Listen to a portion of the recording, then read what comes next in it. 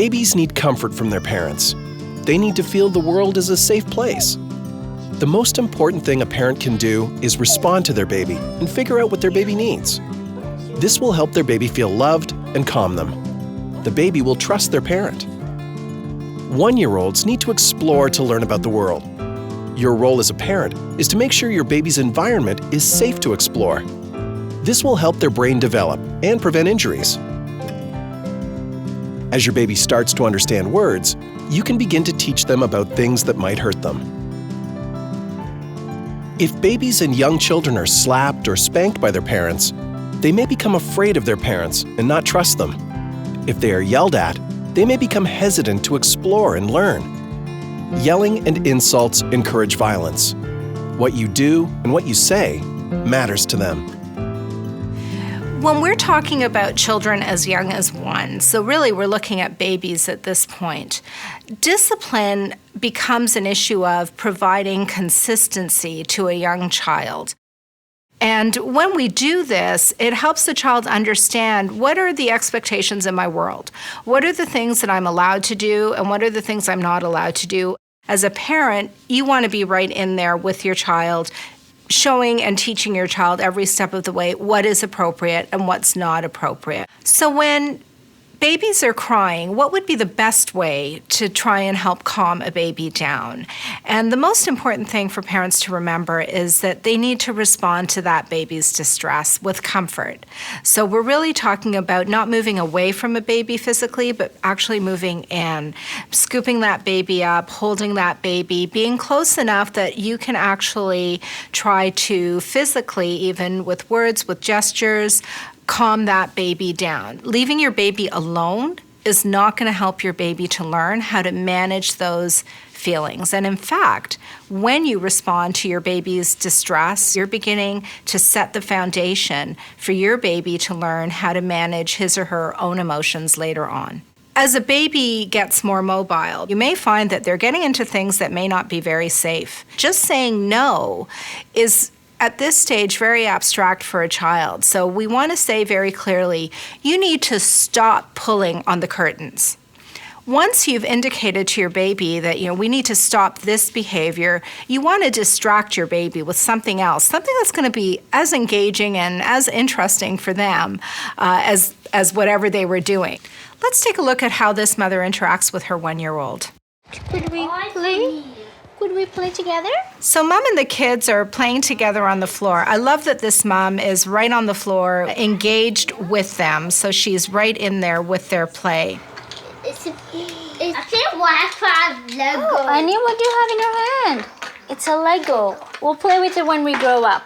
She's also very aware of safety issues, and while the baby is reaching for toys that are clearly too small, Mom is really good at immediately removing the toy. The baby is attracted to the big, beautiful television, reaching for the discs, curious about what's there. Ania, you're trying to stand up here?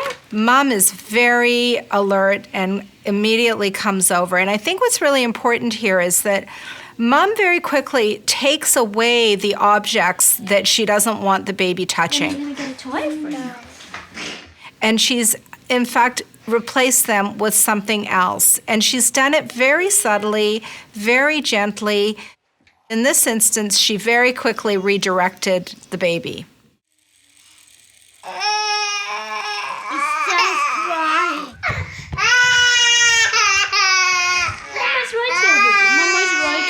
Okay.